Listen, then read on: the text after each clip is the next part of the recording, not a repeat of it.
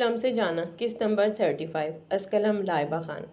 जरम खानजादा की हालत को देखते हुए डॉक्टर्स उन्हें आईसीयू रूम के अंदर लेकर चले गए थे, जबकि रूहान और मोहजला भी आईसीयू रूम के अंदर थे। आरिश खानजादा सर हाथों में गिराए बेंच पर बैठा, भीगी सुर्ख आंखों के साथ बेबस बैठा हुआ था। बड़ी, सब ठीक हो जाएगा यार, हौसला कर। इस तरह से अगर तू ही हौसला हार जाएगा तो हम सब की हिम्मत कौन बनेगा। इसीलिए हिम्मत कर और स्ट्रांग बन, किसी को कुछ भी नहीं होगा। और जा जाकर मेरी बहन को संभाल। इसने रो रो कर अपनी हालत बिगाड़ ली है। मलियार ने आरिश को हिम्मत दी तो वो भी संभल कर जरा सा मुस्कुराता हुआ ओजला के पास जाकर बैठता, इसके गिर्द अपना हसार बांधते इसका सर अपने कंधे पर रख गया था। अनाया भी मुसलसल नम आँखों से मलियार के कंधे पर सर रखे दुआएं पढ़ रही थी कि सबकी जान खतरे से बाहर हो और सब ही ठीक हो। अनाया मलियार के कंधे पर सर रखे हुए ही थी कि अचानक ही इसकी नज़र एक हॉस्पिटल के रूम से निकलते हुए अपने क्लास फेलो पर पड़ी, जो इनके इसी अयाश ग्रुप का एक लड़का था जो हमेशा ही इस पर नज़र रखता था। इसकी तरफ देखते हुए अनाया के चेहरे का रंग जर्द सा हो गया था। बेख्तियार उसे देखकर अनाया गहरी गहरी सांसें लेने लगी और उसे हवा में ऑक्सीजन की शिद्दत से कमी महसूस हुई थी। 2 से 3 दिनों से तो उसे अपनी हालत ही समझ नहीं आ रही थी। अचानक ही इसकी सांसें भारी हो जाती हैं और गहरे गहरे सांस लेने के बावजूद भी उसे शिद्दत से ऑक्सीजन की कमी महसूस होती। सर का चकराना, उल्टियाँ होना, अपनी हालत को समझने से वो कासिर थी। और घर की शादी होने की वजह से वो अपनी तबीयत के बारे में किसी को बता भी नहीं पाई थी कि फिर सब उसे आराम करने के लिए कहेंगे। लेकिन उसे शादी इंजॉय करनी थी क्योंकि इसके भाई की शादी थी। इसके क्लास फेलो की नज़र भी अनाया पर पड़ चुकी थी और उसे आंख विंग करते हुए खबासत सी हंसी अपने चेहरे पर सजाकर अनाया की जान सूली पर लटकाकर वो वहाँ से जा चुका था। और अनाया के हाथों पैरों से तो जान ही निकल चुकी थी। बेख्तियार ही इसने अपना सर, जो मलियार के कंधे पर रखा था, वो ढलक कर इसका सर मलियार की गोद में जा गिरा था और वह अपने होशो हवास से बेगाना हो गई थी। अनाया, अनाया, क्या हो गया है, तुम ठीक हो? मलियार खानजादा बौखलाते हुए इसके चेहरे को थपथपाते हुए बोला था। और टाइम को वेस्ट किए बगैर अपनी गोद में उठाया जल्दी से फीमेल डॉक्टर की तरफ भागा था। फीमेल डॉक्टर ने उसे रूम की तरफ इशारा करते हुए इधर लिटाने का कहा तो मलियार भी जल्दी से इधर उसे लिटा गया था। बाकी सब भी बौखलाए हुए चेहरों के साथ मलियार के पीछे भागे थे। बैठे बैठे अचानक से अनाया को क्या हो गया था कि वो अपने होशो हवास से बेगाना हो गई थी। सबके चेहरे पर मज़ीद परेशानी आ गई थी। तकरीबन 10 मिनट के बाद डॉक्टर जब चेकअप करके बाहर निकली तो इन लोगों को देखते हुए पुरसुकून रहने का इशारा किया था। आपकी मिसेस बिल्कुल ठीक है, शायद खाना ना खाने की वजह से इनका बीपी लो हो गया था। 20 मिनट के बाद एक टेस्ट किया है मैंने, इसकी रिपोर्ट आएगी तभी मैं आपको बता सकती हूँ। और अभी मुझे कंफर्म नहीं है, लेकिन जो सिम्टम्स मुझे नज़र आ रहे हैं, होप सो कि ऐसा हो। डॉक्टर ने ढके छुपे अल्फाजों में इनको सब बताया था, लेकिन इन सबको इस वक्त इतनी परेशानी ने आ घेरा था कि किसी की सोच किसी खुशखबरी की तरफ जा ही नहीं रही थी। अनाया की तबीयत के बारे में सुनकर मलियार खानजादा उसे बेबसी से आंखें मीची। इसने कहा भी था कि कुछ खाने के लिए लेकर आ जाता, लेकिन अनाया ने ही जिद की थी और वो भी इसकी जिद को देखते हुए चुप हो गया था। इसके सर में शदीद दर्द की लहर उठी थी। अब तो तकरीबन सुबह ही होने वाली थी और वो लोग पूरी रात हॉस्पिटल में गुजार चुके थे, लेकिन तीनों की तरफ से कोई भी तसल्ली बख्श जवाब डॉक्टर ने नहीं दिया था। ज़री जिद क्यों कर रही हो? अभी मेरी जान, सो जाओ, मैं तुम्हें फिर सुबह होते ही खुद लेकर चला जाऊंगा ना। अभी सो जाओ, मेरी बात मानो। बसीर खानजादा उसे मनाते हुए बेड तक लाया था और उसे बिठाकर लिटाना चाहा था, लेकिन जरीश ने नफ़ी में सर हिलाते मज़ीद बच्चों की तरह रोना शुरू कर दिया। मुझे मुझे लाला के पास हॉस्पिटल जाना है, प्लीज़ मुझे ले चले ना। मेरी जान लेकर तो जाना मुश्किल नहीं है, लेकिन तुम एक दिन की दुल्हन हो, इस तरह से मैं तुम्हें हॉस्पिटल कैसे लेकर जा सकता हूँ? वो खुद सोचो ना, अगर मोरे को ये बात पता चली तो वो मुझे भी डांट देंगी। कोई आपको कुछ भी नहीं बोलेगा। वहाँ पर मेरे लाला ज़िंदगी और मौत की जंग लड़ रहे हैं और आप यहाँ पर डांट से बचने के लिए मुझे हॉस्पिटल नहीं लेकर जा रहे। अगर आपने मुझे नहीं लेकर जाना तो मुझे बता दें, मैं खुद चली जाती हूँ। हटे यहाँ से, बस बहुत हो गया। कब से मिन्नतें कर रही हूँ, लेकिन आपके तो मिजाज ही नहीं मिल रहे हैं। जरीश को तो गुस्सा ही आ गया था। बेड से उठते हुए वो कमरे से बाहर निकलना चाह रही थी कि तभी बसीर ने हाथ से पकड़कर उसे अपनी बाहों में भरा था। गुस्सा क्यों हो रही हो यार? अगर मैं किसी वजह से हॉस्पिटल नहीं लेकर जा रहा तो मान क्यों नहीं जाती? बैठ जाओ, सुबह जब सब लोगों को पता लग चलेगा और वो लोग हॉस्पिटल जाएंगे तो तुम्हें भी साथ लेकर चला जाऊंगा। अभी जिद करने से क्या हासिल हो जाएगा? बसीर खानजादा ने प्यार से उसे समझाना चाहा था। आप छोड़ दें मुझे, मैंने कह दिया ना कि मुझे आपके साथ नहीं जाना तो नहीं जाना। आप खुद अकेले चले जाएं, मैं ड्राइवर के साथ चली जाऊंगी या फिर नाना को जगा कर चली जाऊंगी। कोई ज़रूरत नहीं है आपको मुझे अपने साथ लेकर जाने की। बसीर खानज़ादा ने प्यार से इसके माथे पर बोसा दिया और इसका सर अपने सीने पर रखा था। अभी मैं चला जाता हूँ, तुम सुबह सबके साथ आ जाना। बसीर ने बेबस होते हुए उसे दोबारा से इल्तिजा की थी, जाएं वो दोबारा मुझसे कभी भी बात मत कीजिएगा। बसीर खानज़ादा बेबसी से उसे देख कर रह गया था। क्या करता? अगर उसे साथ लेकर चला जाता तो सुबह उसे मोरे और सब लोगों से डांट पड़ती। इसका पहला दिन था, किसी अच्छी जगह लेकर जाने के बजाय वो उसे हॉस्पिटल लेकर चला गया। ना लेकर जाता तो वो नाराज़ हो जाती। जरीश यार, बात तो सुनो मेरी। जाए यहाँ से, नहीं सुननी मैंने आपकी कोई भी बात। आपको मेरी बात समझ नहीं आ रही? मोरे और बाबा की डांट आप नहीं सुन सकते मेरे लिए। ज़्यादा से ज़्यादा वो लोग आपको कितना डांट लेंगे? क्या कोई आपके गुस्से से वाकिफ़ नहीं है? इस वक्त मेरा भाई हॉस्पिटल में ज़िंदगी और मौत की जंग लड़ रहा है और आपको ये सब अच्छे और बुरे और डांटने की बातें सोचने लग गई हैं। जरीश ने इस बार चीखते हुए इंतहाई बदतमीज़ाना लहजे में कहा था। जरीश, ये किस तरह से तुम बदतमीज़ी से मुझे मुखातिब कर रही हो? क्या इस तरह से ये बदतमीज़ी से तुम्हें बात करनी चाहिए?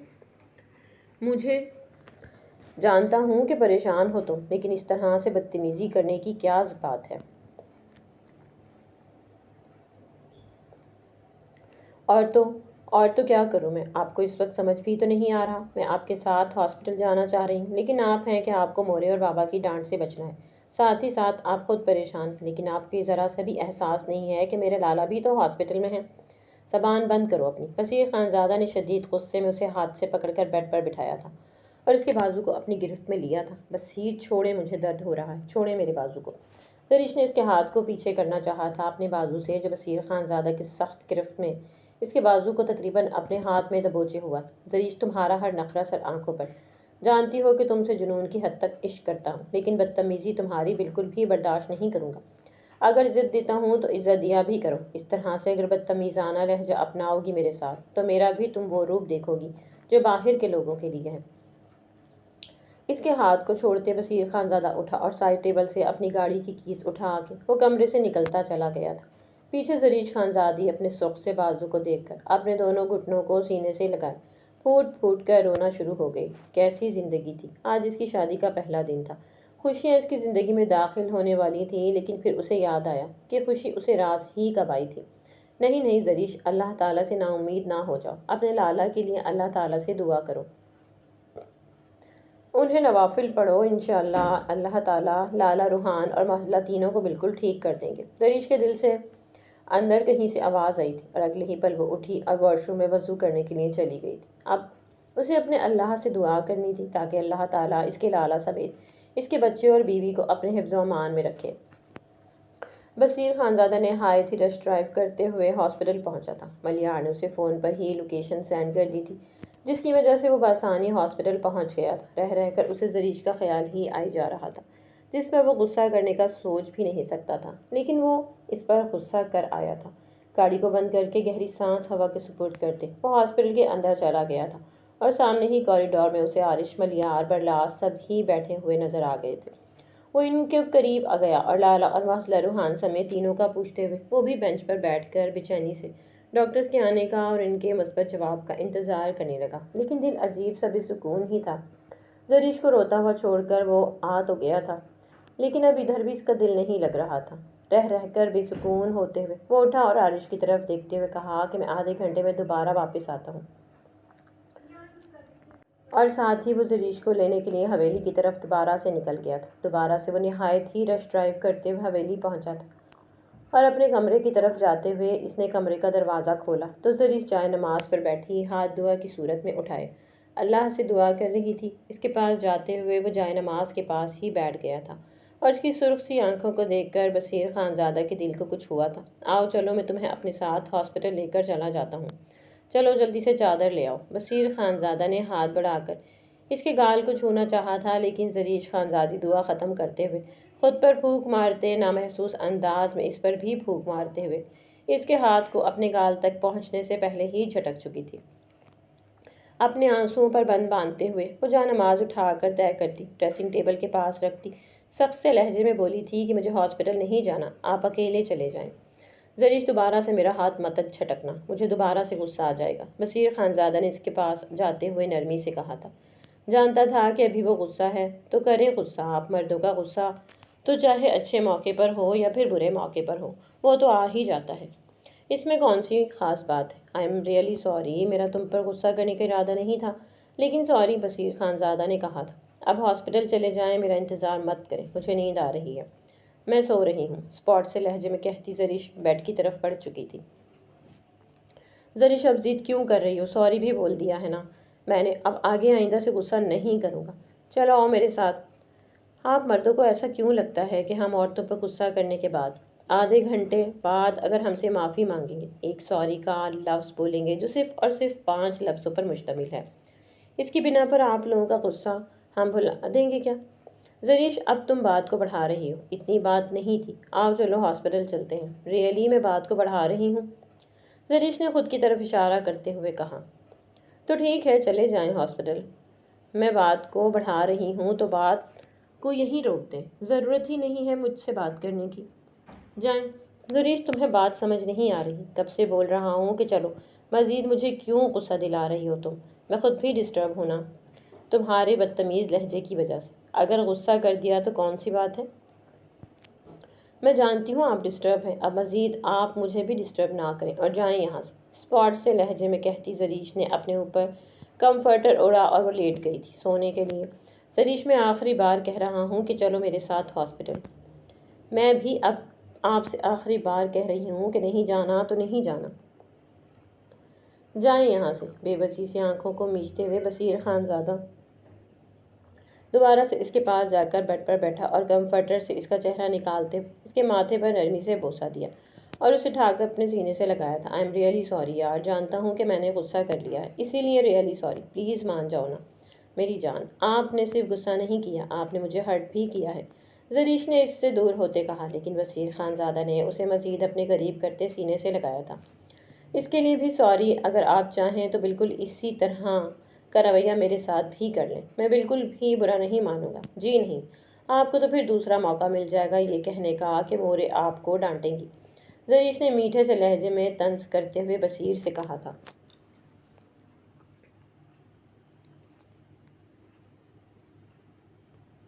अच्छा, आई एम रियली सॉरी, अब तो माफ़ कर दो, अब तो कान भी पकड़ लिए मैंने, बशीर ने चेहरे पर मासूमियत तारी करते हुए जरीश से कहा, तो जरीश ने इसके हाथों को नीचे करते हुए चेहरे पर स्पॉट से तासुरात सजाते कहा था कि इट्स ओके, अब चलो आओ हॉस्पिटल चलते हैं, ताकि जब डॉक्टर बाहर आए और हमें खुशखबरी सुनाए कि सब ठीक है तो तुम भी वहीं साथ हो, चलो आओ जल्दी करो। वसीर खानजादा ने इसके माथे पर दोबारा से बोसा देते हुए कहा, तो जरीश भी अब हाँ में सर हिलाते चादर अपने ऊपर ओढ़ती कमरे से बाहर निकल गई थी। इस वक्त पूरी खानजादा हवेली ही हॉस्पिटल के कॉरिडोर में मौजूद थी। सुबह होते ही जैसे ही घर के बड़ों को जरम खानजादा के एक्सीडेंट का इल्म हुआ तो किसी ने लम्हा भी न लगाया था हॉस्पिटल पहुंचने में, और इस वक्त घर में सिर्फ और सिर्फ मुलाजिम थे। बाकी पूरी खानजादा हवेली हॉस्पिटल के कॉरिडोर में खड़ी, जरम खानजादा, मोहजिला खानजादी, रूहान खानजादा सबके लिए दुआ गो थे, इनकी सेहतमंद ज़िंदगी के लिए और डॉक्टर की तरफ से मस्बत जवाब सुनने के लिए। घर के सारे बड़े बच्चों से काफ़ी नाराज़ भी हो गए थे कि आखिर इन लोगों ने सब बड़ों को रात में ही क्यों नहीं उठाया। सभी आरिश को जिम्मेदार ठहरा रहे थे, क्योंकि अगर जरम के बाद कोई बड़ा था तो वो आरिश था। आरिश को ही सबको उठाना चाहिए था और सबको जरम की सोची साची साजिश के तहत हुए एक्सीडेंट के बारे में आगाह करना चाहिए था। लेकिन आरिश तो बस मुंह बसोर कर खड़ा ही रहा। वो तो सारे घर वालों को टेंशन से बचाना चाहता था, उसे कहाँ पता था कि सारे घर वाले आकर उसे ही जिम्मेदार ठहराएंगे। बस ये डॉक्टर्स बाहर क्यों नहीं आ रहे, मेरा दम घुट रहा है, जरीश ने रोते हुए बसीर से कहा था। परेशान मत हो, आ जाएंगे यार, सब्र करो, बसीर ने इसके कंधे कमर को सहलाते हुए उसे पुरसुकून करना चाहा था। सब्र ही तो नहीं हो रहा, क्या करूं मैं, जान से प्यारा भाई अंदर जिंदगी और मौत की जंग लड़ रहा है तो सुकून से कैसे रहूं। जानता हूँ कि ये तकलीफ दे लम्हा है मेरी जान, लेकिन सब्र करो, इंशाल्लाह सब ठीक होगा। बसीर सरीश को तो हिम्मत दे रहा था, लेकिन जैसे जैसे वक्त गुजर रहा था इसकी हिम्मत खुद ही टूट रही थी। अभी वो लोग बातें कर ही रहे थे, मजीद जरीश बसीर से कुछ कहती कि डॉक्टर्स ने सारे आईसीयू रूम से बाहर आए थे। आईसीयू रूम के अंदर तकरीबन 3 बेड रखे गए थे, जहां पर जरम, मोहजिला और रूहान तीनों को ही क्रिटिकल सिचुएशन में डॉक्टर्स ट्रीटमेंट दे रहे थे। एक्सीडेंट काफ़ी शदीद हुआ था, इसी वजह से वो तीनों ही काफ़ी क्रिटिकल सिचुएशन में थे। सबसे ज़्यादा जो सिचुएशन ख़राब थी वो मोहज़ला की थी, क्योंकि मोहज़ला को बज़ाहिर तो नज़र आने वाली भी कोई चोट नहीं लगी थी, लेकिन डॉक्टर बखूबी जानते थे कि इसकी हालत नाजुक सी थी। पूरी रात लगाकर डॉक्टर्स ने इन तीनों के ट्रीटमेंट किए थे। खानज़ादा हवेली वालों को आखिर कौन नहीं जानता था। सारे डॉक्टर्स ही पूरी रात एक पाँव पर खड़े इन तीनों को ट्रीटमेंट देते अलर्ट ही कर रहे थे। जहाँ पर ज़रम के हाथ से बलबल खून बह रहा था, वहाँ पर स्टिचेस लगाए गए थे, तो दूसरी तरफ रोहान के जिस्म पर आए जगह जगह खराशों को सफ़ेद पट्टी बांध कर बांधा गया था। दूसरी तरफ मोहज़ला थी, जिसका सिटी स्कैन किया गया था, क्योंकि इसकी हालत बज़ाहिर तो ठीक नज़र आ रही थी, लेकिन वो होश में आने का नाम ही नहीं ले रही थी। लेकिन सिटी स्कैन करने के बाद भी सब कुछ था। शायद ये हादसा इसकी शख्सियत पर काफ़ी गहरा असर छोड़ चुका था, और वह खौफ के ज़ेर असर अपनी आंखें ही नहीं खोलना चाह रही थी। इन तीनों की हालत अब खतरे से बाहर है। नो डाउट के होने वाला एक्सीडेंट है, या फिर सोची समझी साजिश। साजिश जो भी था वो काफ़ी ख़तरनाक था, लेकिन आप सही वक्त पर हॉस्पिटल ले आने की वजह से बचत भी हो गई है। डॉक्टर्स ने बाहर आकर खानज़ादा हवेली वालों को तसल्ली बख्श जवाब देते हुए इनके बीच में अटकी हुई सांसों को बहाल किया था। शुक्र है पाक परवरदिगार का, दादा ने लंबी गहरी सांस हवा के सुपुर्द करते डॉक्टर्स की बात सुनकर सबसे पहले अपने अल्लाह पाक का शुक्र अदा किया था। एक ही दिन में इनकी हालत देखने वाली हो गई। बेशक सही कहते हैं कि औलाद का गम इंसान को बहुत जल्द बूढ़ा कर देता है, और बिल्कुल इसी तरह बशीर खानज़ादा के साथ भी हुआ था। इनके नवासे पोती और परपोते का गम उन्हें एक ही दिन में बूढ़ा कर चुका था। सब ने एक दूसरे को देखते हुए अल्लाह का शुक्र अदा किया। साथ ही आरिश ने सबको हिदायत भी दी कि अब कुछ लोग हॉस्पिटल रह जाएं और बाकी सब घर चले जाएं। कुछ लोगों से मुराद इसका सिर्फ खुद की तरफ और मलियार की तरफ इशारा था। बाकी सबको बरलास और बसीर के साथ घर रवाना करने का इरादा था।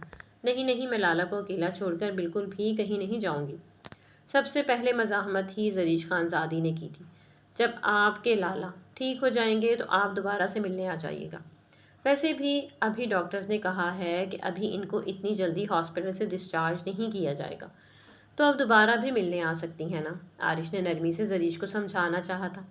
बेटा, आरिश बिल्कुल ठीक कह रहा है। इस तरह से अस्पताल में रश लगाना भी अच्छी बात नहीं है, और लोगों को भी जहमत हो रही है। इसीलिए बेहतर होगा कि हम घर चले जाएं, और फिर वक्फे वक्फे से हम सब एक एक करके आकर मिलते रहेंगे अपने बच्चों से। दादा ने सबकी तरफ देखते हुए रसानियत भरे लहजे में कहा था। लेकिन कोई घर जाना तो नहीं चाहता था, लेकिन दिल में खुश भी थे सबके। अब इन तीनों की जान खतरे से बाहर है, और घर जाने के लिए सब राज़ी हो गए थे। औरसला और अनाया को भी आरिश और मलियार ने सब लोगों के साथ घर भेज दिया था। अनाया की हालत भी अब बेहतर थी। मलियार ने उससे सख्त ताकीद की थी कि घर जाकर आराम करें। आरिश जानता था कि औरसला नाजुक दिल की लड़की मानेगी नहीं, लेकिन इसके सिर्फ एक बार कहने पर ही वो घर जाने के लिए सबके साथ रवाना हो गई थी। आरिश को काफ़ी हैरत भी हुई थी। सभी हवेली बखैरियत पहुंच गए थे, और हवेली पहुंचते ही सबसे पहले दादा ने बसीर और बरलास को भेजकर बकरे मंगवाए थे, और तीनों बच्चों का सदका सबसे पहले निकाला था। अब सभी अपने अपने कमरों में आराम करने की गर्ज से चले गए थे। क्या हुआ, अभी अभी उदास हो या फिर मुझसे नाराज़ हो? बसीर खानज़ादा कमरे में दाखिल होते हुए ज़रीश के सामने सोफे पे बैठते हुए बोला। नफ़ी में सर हिलाते ज़रीश ने मज़ीद किसी भी बात का जवाब ना दिया था। मेरी तरफ देखो, बसीर ने दुश्मन जान का चेहरा अपनी तरफ मोड़ते हुए थोड़ी सी पकड़कर ऊंचा करते अपनी आंखों में देखने पर मजबूर किया। ज़रीश महज इसकी आंखों में ही देखती रही।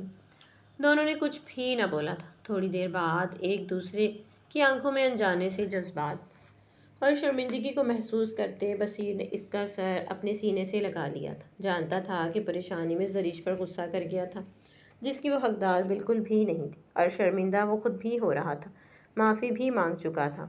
इसके बालों को सहलाते हुए बसीर खानज़ादा ने उसे पुरसुकून करते अपने सीने पर ही सुलाना चाहा था, और ज़रीश खानज़ादी जो काफ़ी दिनों की थकी हुई थी, इस शहज़ादे का सीना मैसर होते ही वो पुरसुकून नींद की वादियों में उतर चुकी थी। थोड़ी देर बाद बसीर को ज़रीश की गहरी गहरी सांसें अपने सीने पर पड़ती महसूस हुईं, तो वो समझ गया था कि ज़रीश सो गई है। उसे अपनी गोद में उठाते बेड पर लिटाया। फिर कंफर्टर को इस पर अच्छी तरह से ओढ़ने के बाद वो कमरे की लाइट्स को ऑफ करते अपना लैपटॉप उठाते बैकयार्ड की तरफ चला गया था।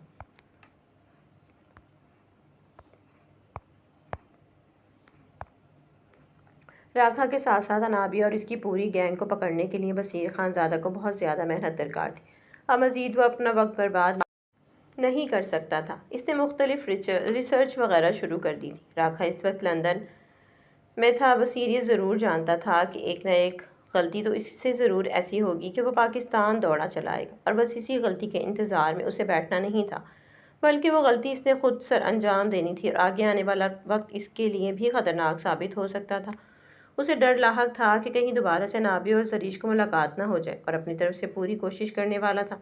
अपनी सारी टीम साथियों को अलर्ट करने के लिए इसने सबको भी हुक्म दिया था कि उसे रात तक राखा के पाकिस्तान में होने वाले हर डील के बाबत मालूमात दी जाए, और साथ ही साथ इस अंडर ले के कर तबाह कर दिया जाए। यकीनन के जितने भी अड्डे हैं, इन सबको अपने इस नुकसान पर वो बिलबिलाता हुआ पाकिस्तान ज़रूर पहुँचेगा, और बस इसके पाकिस्तान आने की देर थी। इसके बाद बसीर खानज़ादा उसे यहाँ से कदम भी निकालने नहीं देगा जब तक वो उसे अपनी हिरासत में नहीं ले लेता। अब उसे बस अपने साथियों की इन्फॉर्मेशन का इंतज़ार था। रात तक वो जैसे ही उसे इन्फॉर्मेशन देते कि किस किस जगह पर राखा ने अपने अड्डे बनाए हैं, रात में ही वो इसी जगहों पर अटैक करने का सोचते हुए उठा और हवेली से बाहर गाड़ी लेकर इस्लामाबाद के लिए निकल चुका था। उसे वहाँ पर अपनी टीम तैयार रखनी थी और हराने वाली सिचुएशन के लिए पहले से ही सबको आगाह करना था। अब आगे इसका मिशन क्या रुख इख्तियार करने वाला था, ये तो वक्त आने पर ही बखूबी पता चल सकता था। रात तक हवेली वाले सारे आराम करके दोबारा से जाकर लाउंज में बैठे ज़रा मोहल्ला और रूहान के बारे में ही तबसरे कर रहे थे। अनाया भी एक तरफ उदास उदास सी बैठी मलियार के बारे में सोच रही थी कि अब वो घर आ जाए तो ठीक है, क्योंकि वो भी काफ़ी थक चुका होगा। और क्या वो वाकिफ़ नहीं थी कि मलियार जब भी थक जाता तो उसे ज़रूर बुखार चढ़ता। अभी वो लोग बैठे यही सोच रहे थे कि हवेली से बसीर और बरलास दोनों में से कोई एक आ जाए तो आरिश, लाला और मलियार वापस आ जाएंगे। तभी बरलास सूजी हुई आंखों के साथ लाउंज में दाखिल हुआ था। क्या हुआ, तुम्हारी तबीयत ठीक है? उसे देखते ही आलमज़ेब खानज़ादा ने पूछा था। जी ठीक हूँ, बरलास ने लापरवाही से जवाब देते हुए अपने गीले बालों को हाथों से माथे से पीछे हटाया था। अगर तुम्हारी तबीयत ठीक नहीं है तो मैं और लाला चले जाएंगे हॉस्पिटल, औरंगज़ेब खानज़ादा ने बरलास की तरफ देखते हुए कहा था। मेरी तबीयत ठीक है, मुझे कुछ भी नहीं हुआ, मैं चला जाऊंगा हॉस्पिटल। आरिश लाला और मलियार लाला को घर भेजूंगा, मैं रात वहाँ पर आराम से गुजार लूँगा, बरलास ने कहा, और कहते के साथ ही उठा और हॉस्पिटल जाने के लिए रवाना हो गया था बगैर कुछ भी कहे।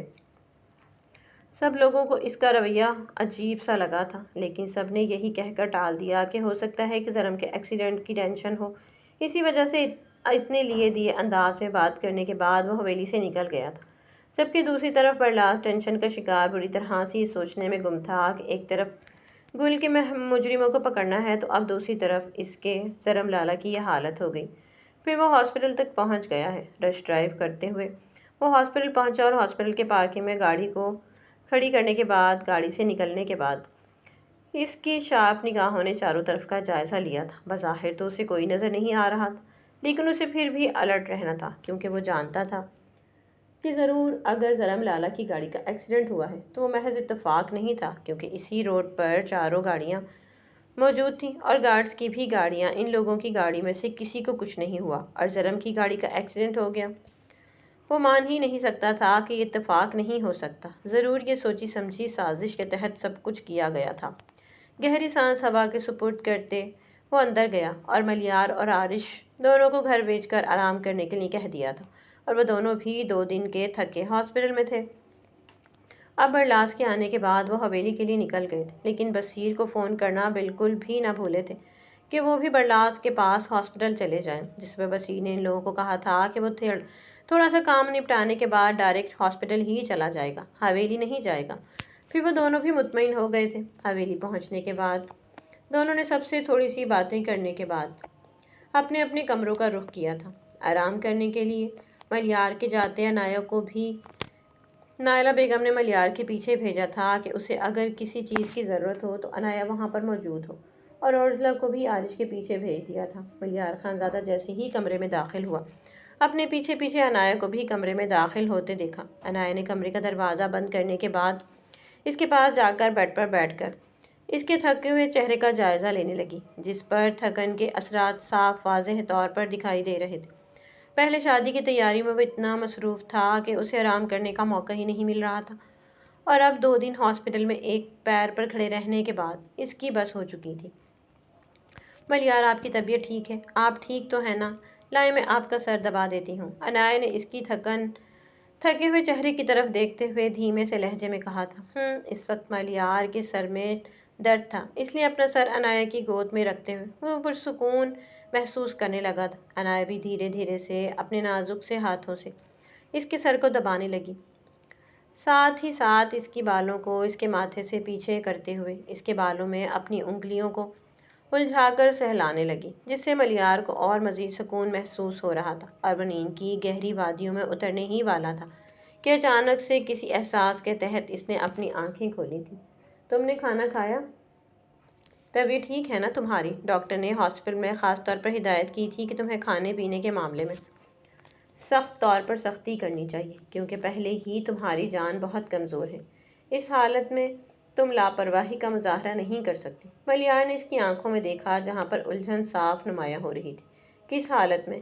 हैरत से पूछते हुए मलियार की तरफ देखा। मेरी जान, तुम तो हॉस्पिटल से आ गई थी सबके साथ, लेकिन डॉक्टर ने तुम्हारी रिपोर्ट मेरे हवाले कर दी थी, जिसे मैंने साफ साफ लिखा था कि मेरी छोटी सी जान मामा बनने वाली है और मुझे बाबा के रुतबे पर फाइज कर चुकी है। अनाया ने मलियार की बात सुनी तो वो आंखें फाड़े मुंह खोले मलियार को देखने में मसरूफ थी। मलियार ने धीरे से इसका मुंह बंद किया और उसके माथे को चूमते हुए उसे शिद्दत से अपने सीने का हिस्सा बनाते अपनी गोद में बिठाया था। क्या हुआ मेरी जान, का सदमा अभी तक ख़त्म नहीं हुआ? मलियार ने धीरे से इसके बालों को कान के पीछे उड़सते हुए कहा था।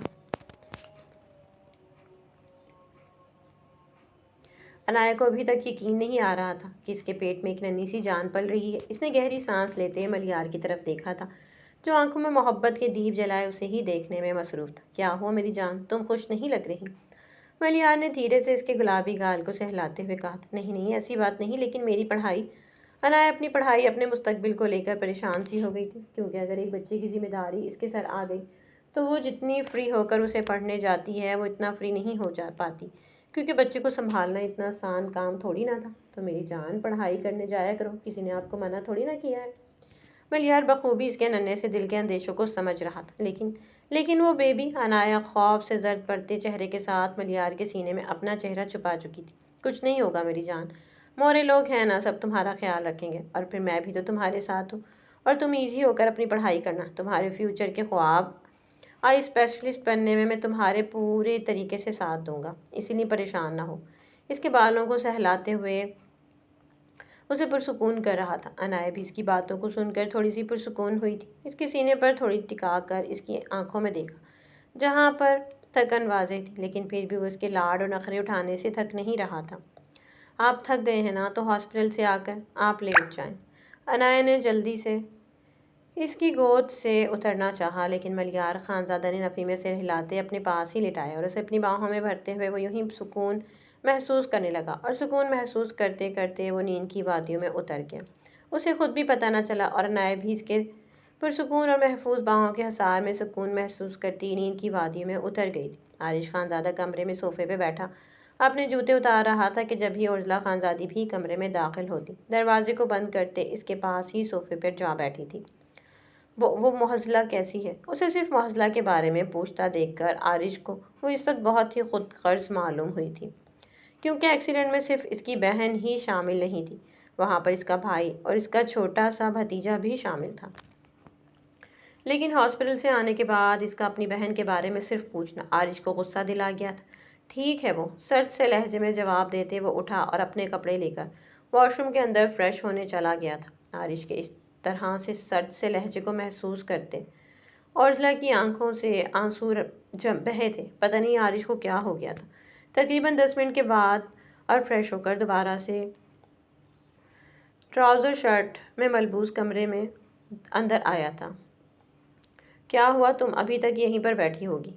नहीं पता, तो बता तो दिया तुम्हें कि तुम्हारी बहन ठीक है। आप ऐसी बातें क्यों कर रहे हैं मेरे साथ? औरजला ने आंसू को पीछे धकेलते हुए कहा था। तुम्हें ये फील करवाने के लिए कि हॉस्पिटल में सिर्फ तुम्हारी बहन नहीं, मेरा भाई और भतीजा भी है, आरिश ने दो टोक अंदाज में कहा तो उर्जला को अपनी गलती का एहसास हुआ था। सॉरी, वो आरिश, उर्जला ने सॉरी का बोलना चाहा था। जाओ अपने कमरे में और सो जाओ, आरिश ने सर्द लहजे से जवाब दिया और उसे कमरे से जाने का कहा था। आरिश, आप ऐसा रवैया क्यों रख रहे हैं मेरे साथ? इस बार ओजला ने भी बगैर अटके आरिश के सामने आते हुए कहा था, क्योंकि मेरे साथ तुम बहुत ही खुदगर्ज साबित हुई हो।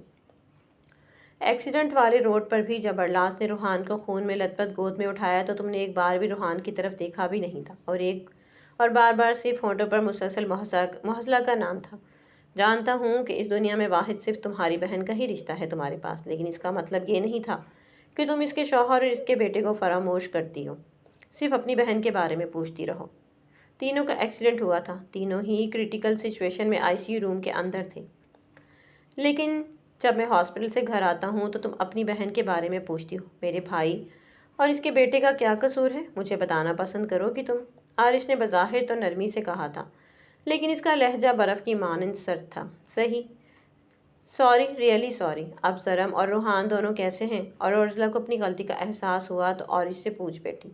ठीक है, वो दोनों गहरी सांस हवा के सुपुर्द करते आरिश ने उर्जुला के पास जाते ही इसकी आंखों से आंसू साफ किए थे। मकाबिल को चाहे जितना भी नज़रअंदाज करो, लेकिन इसके आंसू हमेशा ही उसे पिघला देते थे। उर्जुला अभी इसके सीने पर सर रखे चुप हो गई थी। अब चलो, आओ बेड पर लेटते हैं, मैं बहुत थक गया हूँ, नींद आ रही है। आरिश ने उर्जुला को अपने साथ बेड पर लिटाना चाहा तो उर्जुला ने नफ़ी में सर हिलाया था। क्या हुआ, क्यों नहीं रही? आरिश ने चेहरे पर मासूमियत तारी करते हुए इसकी तरफ देखते हुए कहा, जैसे उसे तो कुछ पता ही नहीं था। अभी तक हमारी रुखसती नहीं हुई, इसलिए ज़्यादा मासूम ना बने, जाकर सो जाएं, मैं अपने कमरे में जा रही हूँ, उर्जुला ने जवाब दिया। और साथ ही रुख पलटते वो जाने ही वाली थी कि आरिश ने इसका हाथ पकड़े अपनी तरफ खींचा और वो कटी पतंग की तरह इसके सीने का हिस्सा बनी थी। मेरी जान, तो क्या हुआ? सिर्फ मुझे सुला कर तो जा सकती हो ना, सिर्फ थोड़े वक्त के लिए। तुम्हें अपनी बाहों में भरकर पुरसुकून सी नींद सोना चाहता हूँ। ठीक है, लेकिन आपके सोते ही मैं चली जाऊँगी, उर्जुला ने वार्निंग देते लहजे में कहा तो आरिश ने हाँ में सर हिलाते उसे अपने साथ लेकर बेड पर लिटाया था। लेटने से पहले इसने लाइट्स वगैरह को अच्छी तरह से ऑफ कर दिया था और अपने और उर्जुला के ऊपर कंफर्टर और उसे अपनी बाहों में भरे पुरसुकून सी मीठी सी नींद सोने के लिए लेट गया था। उर्जुला भी बगैर मज़ाहमत की इसके पास लेटी इसकी नींद में जाने का इंतज़ार करती खुद भी नींद की वादियों में उतर गई थी।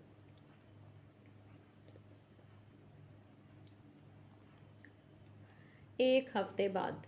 चलो भाई बच्चियों, जल्दी करो, अभी सब लोग घर पहुंच जाएंगे और तुम लोग भी अपने अपने कमरे से भी नहीं निकली, जल्दी तैयार हो जाओ। नायला बेगम नीचे खड़ी ऊपर जरीश और उर्जुला और अनाया को नीचे बुलाने के लिए आवाज़ लगा रही थी। जी जी मोरे, बस बस मैं तैयार हो गई हूँ। जरीश ने जैसे ही कहा तो इसके पीछे अनाया और उर्जुला भी अपने अपने कमरों से बाहर निकली थी। वो तीनों ही ब्लैक कलर के सिंपल से शलवार कमीज़ में तीनों गजब ढा रही थी। माशाल्लाह माशाल्लाह, मेरी बच्चियों को किसी की नज़र ना लगे। नायला बेगम ने तीनों की नज़र उतारी, साथ ही साथ इन पर पैसों को वारते हुए मुलाजिम के हवाले किए थे। और अब वो तीनों ही हाथ में रेड कलर के फूलों की पत्तियां पकड़े ज़रम, मोहसला और रूहान के आने का इंतज़ार कर रहे थे। आज एक हफ्ते बाद इन तीनों को डॉक्टर्स ने डिस्चार्ज किया था और अब तीनों मुकम्मल तौर पर सेहतियाब थे।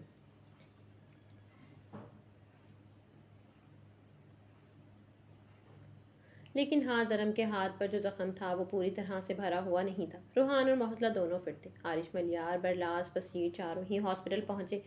ज़रम, मोहसला और रूहान को लेने के लिए गए थे। यार आप, ये लोग तो आने का नाम ही नहीं ले रहे। आप ऐसा करें कि बसीर लाला को फ़ोन मिलाएं और इनसे कहें कि वो लोग कहाँ पर रह गए हैं। पूछें इनसे कि इन लोगों ने कब तक आना है। 10 मिनट गुजरने के बाद भी जब इन तीनों के आने के आसार नज़र नहीं आए तो नया थक कर वहीं गेट के पास ही मुलाजिम से अपने लिए एक चेयर मंगवा दी, वहीं पर बैठ गई थी। इसकी हालत के पेश नज़र नायला बेगम और शुमाइला बेगम तो उन्होंने ही उसे मना किया था कि खड़े मत रहना, लेकिन नाया ने भला कहाँ किसी की सुननी थी जो अब सुनती। सभी बहुत ज़्यादा खुश थे। एक तरफ अनाया और मलियार की खुशी थी तो दूसरी तरफ ज़रम, मोहसला और रूहान के घर आने की खुशी थी। और इसी खुशी के बाइस रात में हवेली में एक छोटे से फंक्शन का इंतज़ाम किया गया था कि सिर्फ घर वाले ही होंगे और सब ही मुख्तलिफ सी मज़ेदार मज़ार सी चीज़ें बनाकर बाहर लॉन में खाना खाएंगे। और उर्जुला के चेहरे पर तो हंसी जाने का नाम ही नहीं ले रही थी। इस एक हफ्ते के दौरान तो इसकी जान जैसे सूली पर ही लटकी थी। हर बार जाकर वो अपनी बहन को देख कर आती और आरिश के डांटने के बाद वो ज़रम और रूहान का भी ख़ास ख्याल रखने लगी थी और इनके हवाले से भी परेशान थी। और अब बहन के आने की खुशी में वो खुशी खुशी खड़ी बेसब्री से इनके आने का इंतज़ार कर रही थी। ठीक है, मैं फ़ोन मिलाती हूँ। जरीश ने मोबाइल को कान से लगाते बसीर को कॉल मिलाई थी, जो दूसरी तरफ से पहले ही बेल पर उठाई गई थी। कहाँ हैं आप लोग, अभी तक पहुँचे क्यों नहीं? बस पहुंचने ही वाले हैं। क्यों, क्या कोई चीज़ मंगवानी है? तुम्हें कुछ खाना है तो मुझे बता दो, मैं लेता आऊँगा।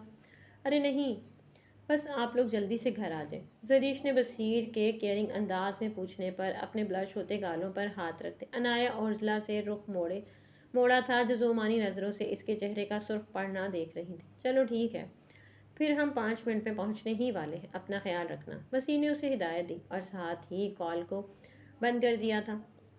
क्या कहा लाला ने कि वो लोग कब तक पहुंचने वाले हैं? अनाया ने जैसे ही जरीश को कॉल बंद करते देखा तो बेसब्री से पूछा। बस 5 मिनट में वो लोग पहुंचने वाले हैं, जल्दी से आ जाओ, खड़ी हो जाओ।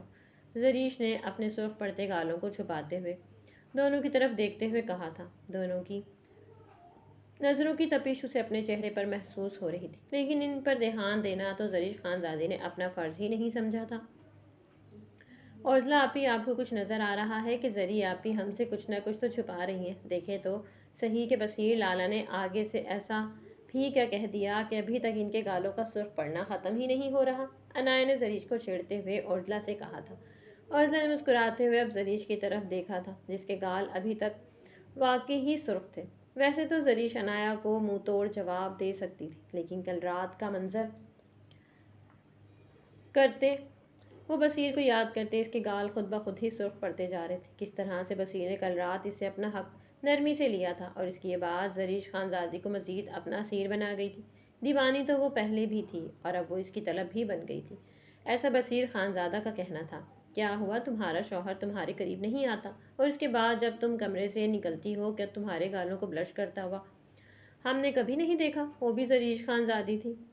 वाला कब तक चुप रहकर शर्माती, अगले ही पल अपने शर्माने को भाड़ में झोंकते हुए दबंग वाली जरीश बनती अनाया को मुंह खोलने पर मजबूर कर गई थी। आप भी? अनाया ने चीखते हुए तनबीह करने वाले अंदाज में जरीश की तरफ देखा था। हाँ तो क्या मेरी लाडो रानी, मैं झूठ बोल रही हूँ? अभी तक जब तुम मुझे तंग कर रही थी तब सब ठीक था, और अब जब मैंने सिर्फ एक ही बात कही तो मैडम का शर्माना देखो और चीखना तो देखो। जरीश ने औरजला की तरफ देखते हुए एक आंख विंग करते कहा। तो औरजला और जरीश दोनों ने अनाया के सुर्ख पड़ते चेहरे को देखकर अपने कहकहे दबाए थे। इन दोनों को मुस्कुराहट दबाते देखकर अनाया ने घूरते हुए दोनों की तरफ देखा था। जाएं, अब मैं आप दोनों से कभी बात नहीं करूँगी। और जरीश आप भी, आप तो दोबारा कभी मेरे पास आइएगा ही नहीं।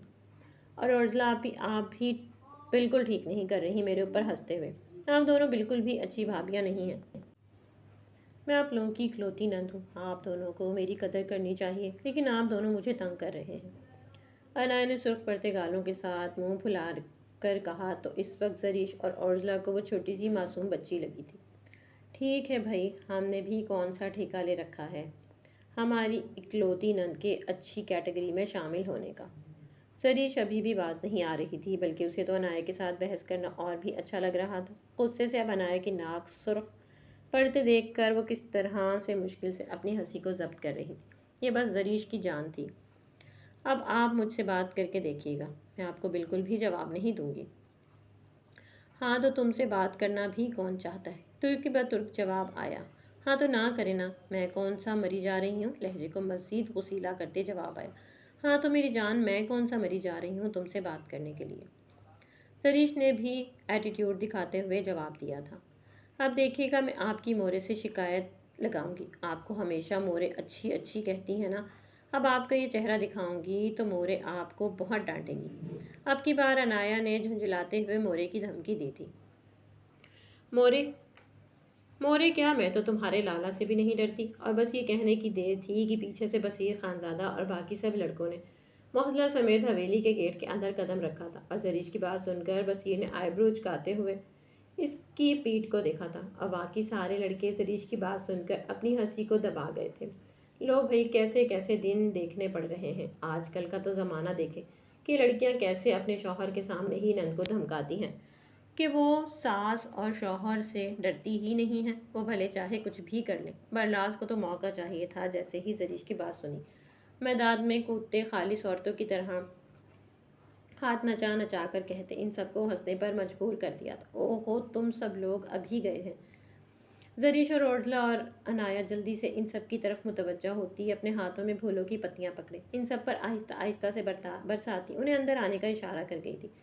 बरलास जब जरीश के पास से गुजरा तो जरीश ने फूलों की पत्तियां उठाकर मारने वाले अंदाज में बरलास के मुंह पर फेंकी थी, क्योंकि वो बरलास की बात सुन चुकी थी और उसे जवाब देने का इरादा भी रखती थी। लेकिन इस वक्त इसका जान से प्यारा लाला घर आ गया था और इस वक्त वो बरलास के मुंह लगकर अपना कीमती वक्त ज़ाया नहीं करना चाहती थी। बरलास ने भी घूरते हुए उसे खा जाने वाली नज़रों से देखा था। अब सारे खानजादा हवेली वाले लाउंज में सोफा पर बैठे बातें करने में मसरूफ़ थे, एक दूसरे से हंस हंस कर बातें कर रहे थे।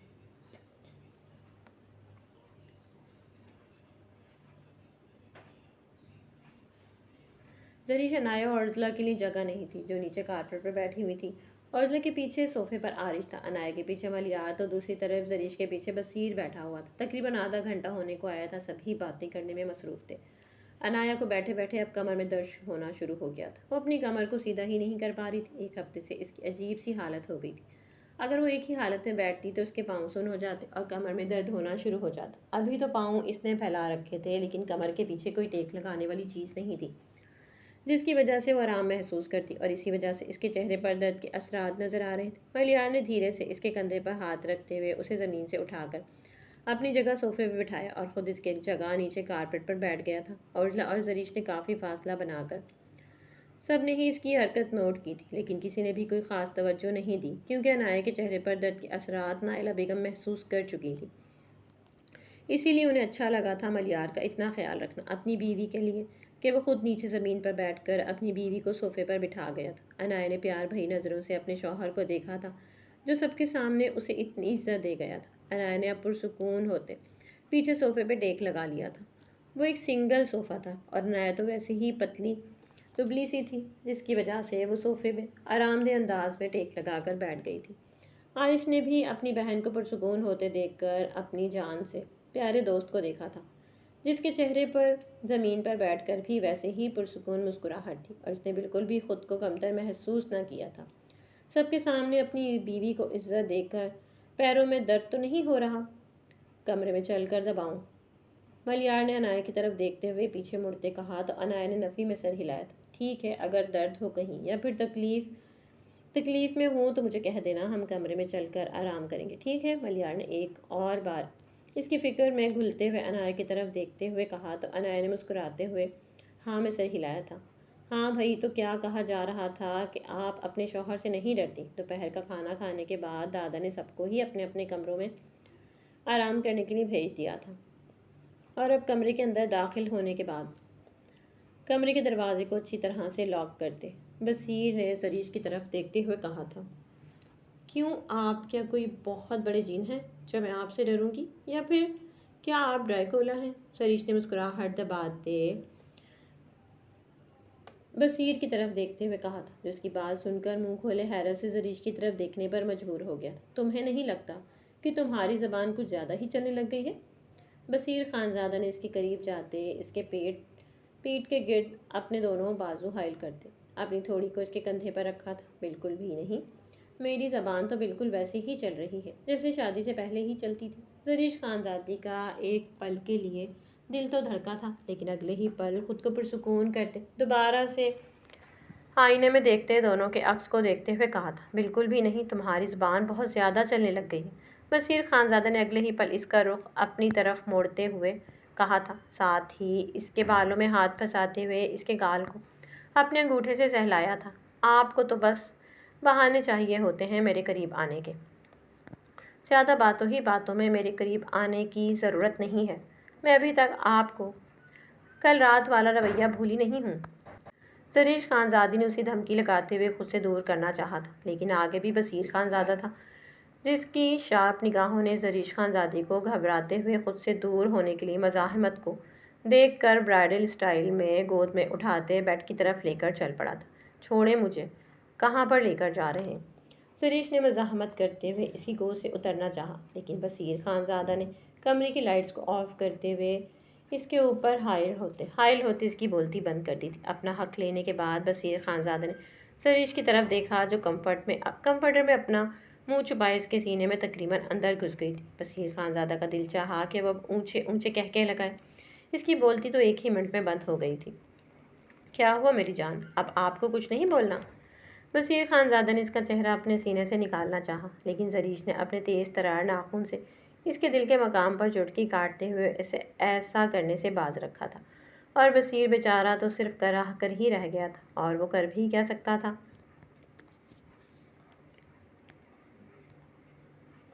अभी मजीद बसीर खानज़ादा जरीश को तंग करता कि इसका मोबाइल बचा था, और बसीर खानज़ादा ने मोबाइल पर अपने ख़ास बंदे की कॉल को आते देखकर, बचत हो गई तुम्हारी मेरी जान, वरना अभी इतनी आसानी से मैं तुम्हें छोड़ने वाला नहीं था।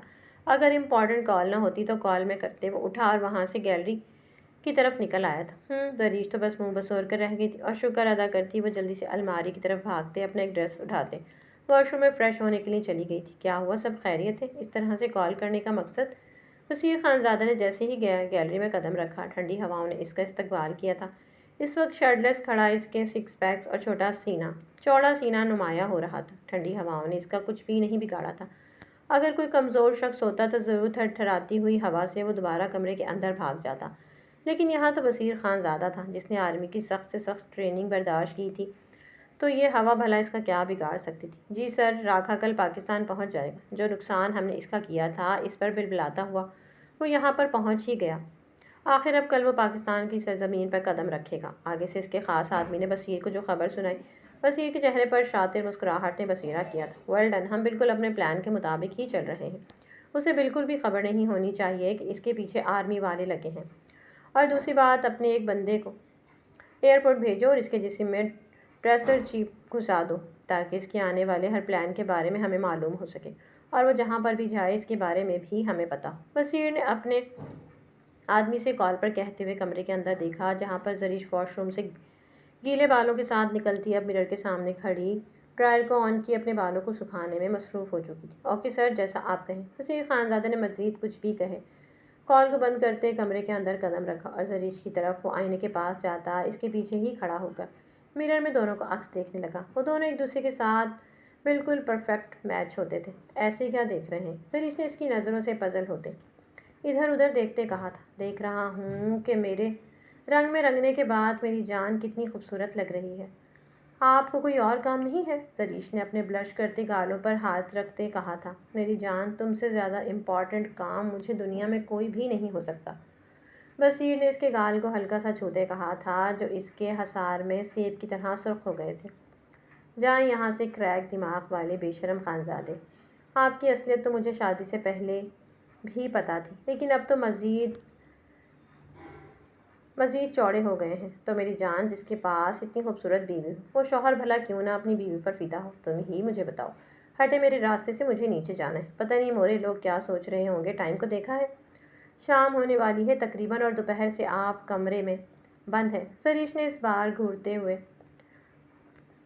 कोम को उठाते दोनों के दरमियान फासला हायल करते कहा था। हाँ हाँ, जाओ जाओ, तुम ही मुझे तंग कर रही थी। मुझ मासूम ने क्या किया है भला? वज़ीर खानज़ादा ने चेहरे पर दुनिया जहाँ की मासूमियत तारी करते हुए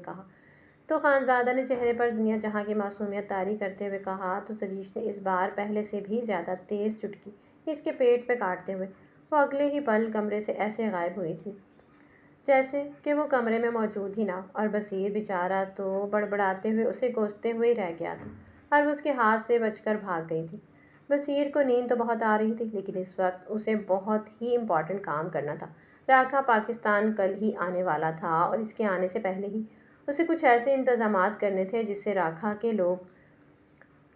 के आगे हराने वाले प्लान के बारे में उन्हें पहले ही मालूम हो, और इसके लिए उसे काफ़ी मेहनत और मालूमात दोनों ही दरकार थी। लैपटॉप पर काम करते अब वो काम करने में मसरूफ़ होने के साथ साथ जरीश के बारे में भी सोच रहा था। काम की तरफ तो इसका ध्यान ही नहीं जा रहा था, और तकरीबन आधे घंटे बाद झुंझलाकर इसने लैपटॉप की स्क्रीन को ठक से बंद किया था, और जरीश के बारे में सोचते हुए चेहरे पर गहरी मुस्कुराहट ने भी अहाता किया था। अब तो रात से पहले वो उसे कहाँ मैसर आने वाली थी, और जरीश भी काफ़ी चालाक थी। रात से पहले तो इसने अब कसम ही खा ली थी कि कमरे के अंदर कदम ना रखने की। बसीर ने सोचा, और अपनी जंगली बिल्ली के बारे में सोचते हुए वो बेड पर औंधे मुँह लेटे नींद की वादियों में चला गया था। क्या हुआ है? क्या बहुत ज़्यादा डर गई थी? हादसे के टाइम मौजला के दोनों हाथों को अपने हाथों में थामते सरम ने पूछा था। तो मेरी प्यारी रोज़, उम्मीद करती हूँ कहानी आपको अच्छी लगी। कहानी अगर आपको अच्छी लगी तो कमेंट बॉक्स में अपनी कीमती राय का इजहार ज़रूर किया करें। मिलते हैं नेक्स्ट कहानी के साथ, तब तक के लिए अपना बहुत सारा ख्याल रखिएगा। अल्लाह हाफिज़।